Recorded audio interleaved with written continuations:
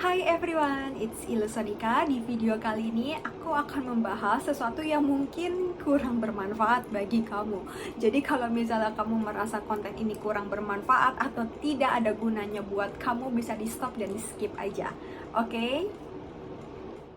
Seiring berkembangnya channel aku, nah akhir-akhir ini aku juga jadi semakin banyak nih dapat komenan dari kalian, dapat DM di Instagram dan lain sebagainya. Jujur aku senang balesinnya karena aku jadi tahu nih kendala-kendala orang-orang yang ada di Indonesia maupun di luar Indonesia itu apa aja, dan aku happy aja kok buat ngebantu kalian. Tapi ketika misalnya aku lagi ngejawab pertanyaan atau misalnya mencoba menjelaskan sesuatu, beberapa dari kalian itu ada yang kurang suka dengan penjelasan aku. Beberapa dari kalian ini mengatakan bahwa penjelasan aku atau misalnya konten aku sendiri ini itu malah bikin pesimis atau nakut-nakutin gitu. Jadi bikin gak semangat untuk melanjutkan proses ke Australia. Nah, di sini kalian perlu tahu apa yang aku sampaikan ini adalah realitanya. Realitanya dari mana? Dari pengalaman pribadi aku sendiri, gitu. Jadi, tujuan aku buat konten ini, aku share ke kalian supaya sebelum kalian datang ke sini, itu kalian punya persiapan yang matang. Sehingga kalian tuh gak terlalu kaget gitu lah. Karena kalau misalnya kalian tujuan aku kan sebenarnya ngebantuin siapapun lah yang mau mendengarkan aku gitu. Jadi menurut aku kalau misalnya konten aku kurang bermanfaat atau malah nakut-nakutin atau malah bikin pesimis, kalian bisa pergi ke konten kreator lainnya aja ya. Aku mau share sedikit ya, salah satu konten yang dibuat oleh konten kreator lainnya tuh waktu muncul di Reels Instagram aku. Ini menurut aku adalah salah satu yang kurang realistis dan membuat kalian tuh berasumsi bahwa kalau kerja di Australia tuh enak-enak aja. Nah, si konten kreator ini dia mengatakan bahwa kalau kerja di Australia ini bisa mendapatkan uang lebih dari 100 juta gitu. Tapi latarnya dia tuh lagi cuci piring di dapur restoran. Di sini aja menurut aku tuh udah nggak realistik. Nyuci piring dapat 100 juta. Nggak mungkin.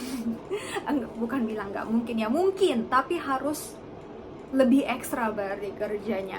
Jadi ada hal yang perlu kalian tahu. Ketika kalian sampai ke sini, yang berubah itu bukan hanya tempat tinggal kalian, tapi diri kalian juga akan berubah. Kenapa? Kalian akan merasa kalian tuh harus kerja lebih keras supaya bisa survive di sini.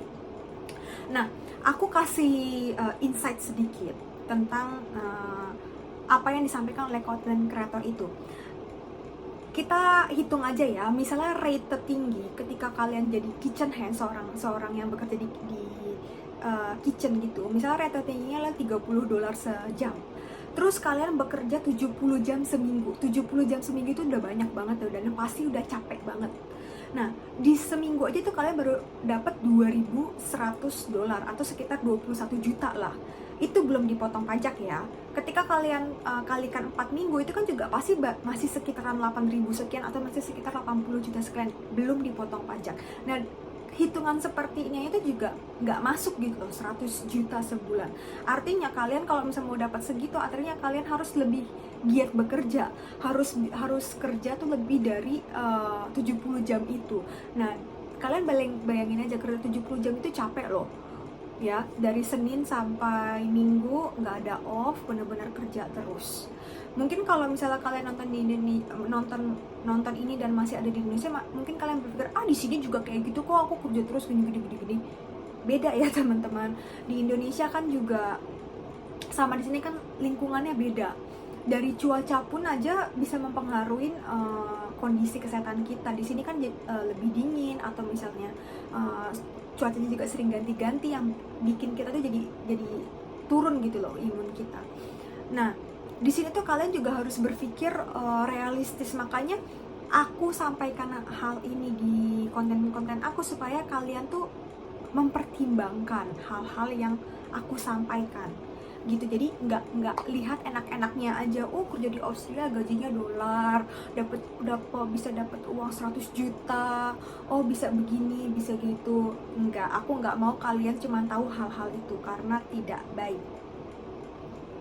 Terus juga salah satu kontenku yang bermasalah itu adalah yang terakhir, enggak terakhir sih, dua yang terakhir itu yang dari visa turis ke visa student. Banyak banget yang nggak setuju sama aku. Aku udah bilang cara seperti itu nggak salah ya, aku tidak mengatakan kalau cara itu nggak bisa atau cara itu nggak salah. Tapi kalau misalnya kalian memilih cara itu, kalian harus mempertimbangkan biaya yang siap untuk dipakai. Karena apa, visa turis ke visa student itu artinya kalian harus mengeluarkan biaya lebih. Ketika kalian tinggal di sini, kalian nggak bisa bekerja teman-teman secara legal, karena visa turis itu kan nggak bisa kerja, kecuali kalau kamu mau kerja ya silakan aja gitu, hak kamu. Dan kalau misalnya ada konsekuensi yang harus kamu tanggung ya itu kan kamu tanggung sendiri gitu, bukan aku cuman memberitahu. Terus juga ada nih salah satu share dari kalian, dia tuh kayak resah gitu loh soal visa. Padahal daftar sekolah aja belum, boro-boro daftar sekolah, tes IELTS aja belum, tes TOEFL aja belum. Aku bilang ke dia gini, kamu daripada pusing mikirin visa, kamu lebih baik cari sekolah dulu, mana sekolah yang sesuai dengan budget kamu. Kalau kamu mau dapat scholarship, aku bilang, kamu kayaknya perlu deh submit tes bahasa Inggris. Jadi setidaknya nih, kalau misalnya tes bahasa Inggris kamu bagus, uni di sini tuh mau kok ngasih kamu scholarship gitu. Jadi kamu fokus dulu ke tes bahasa Inggris dulu nih. Tes bahasa Inggris ini juga susah loh, IELTS itu susah loh teman-teman, gak gampang.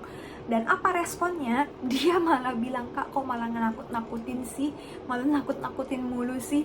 Aduh, aku juga jadi bingung deh sebenarnya. Kalau misalnya tes IELTS itu gampang, semua orang yang nggak bisa bahasa Inggris pun bisa dapat skor minimal 4,5 dong untuk dapat yang apa tuh visa working holiday visa itu. Kan working holiday visa itu minimum 4,5 ya. Nah, makanya aku juga bingung. Beberapa dari kalian yang udah pernah tes IELTS pun aku tahu kok perjuangannya. 4,5 itu juga kalau misalnya yang nggak pernah belajar bahasa Inggris secara intens atau tidak memakai bahasa Inggris di lingkungan sekolahnya, 4,5 itu sangatlah susah gitu. Apalagi untuk tes masuk ke uni itu biasanya rata-rata 6 atau 6,5. Apalagi top uni yang mau dapat scholarship itu biasanya 7+ gitu. Nah, makanya ketika aku kasih tahu seperti itu, ada orang-orang yang nggak suka sama penjelasan aku. Nah, aku nggak larang, itu pendapat kalian. Cuma aku tekenin sekali lagi ya, di sini aku nggak larang kalian untuk berkomentar di konten aku. Kalian boleh komentar apapun, DM tentang apapun, merespon apapun tentang konten aku maupun penjelasan aku, bebas. Tapi di sini harapan aku kalian bisa tahu nih realita yang ada di sini. Itu jadi jangan berpikir ketika kalian sampai di sini semuanya akan enak-enak aja. Ketika kalian mendarat di Australia, keluar dari airport, kalian akan bekerja, mendapatkan uang dolar dan segala macamnya. Tidak seperti itu, tidak semudah itu teman-teman.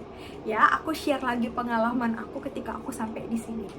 Waktu itu agen aku bilang kalau musim di sini tuh akan spring, jadi akan hangat lah sebagai macamnya. Jadi aku dikasih tahu bahwa nggak usahlah bawa baju yang tebal-tebal gitu. Kalau misalnya mau baju tebal nanti beli aja di sana karena kan lebih proper untuk pakaiannya segala macam.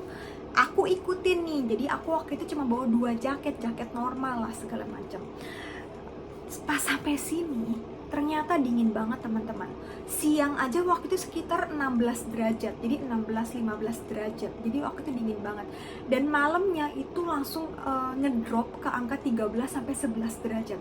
Bayangin aja, aku kan abis dari pesawat itu kan kayak masih ada efek jet lag gitu ya, lagi pusing-pusingnya harus nanggung dingin juga karena aku biasa di suhu 30-30 derajat. Pas sampai sini tuh cuma 11 derajat.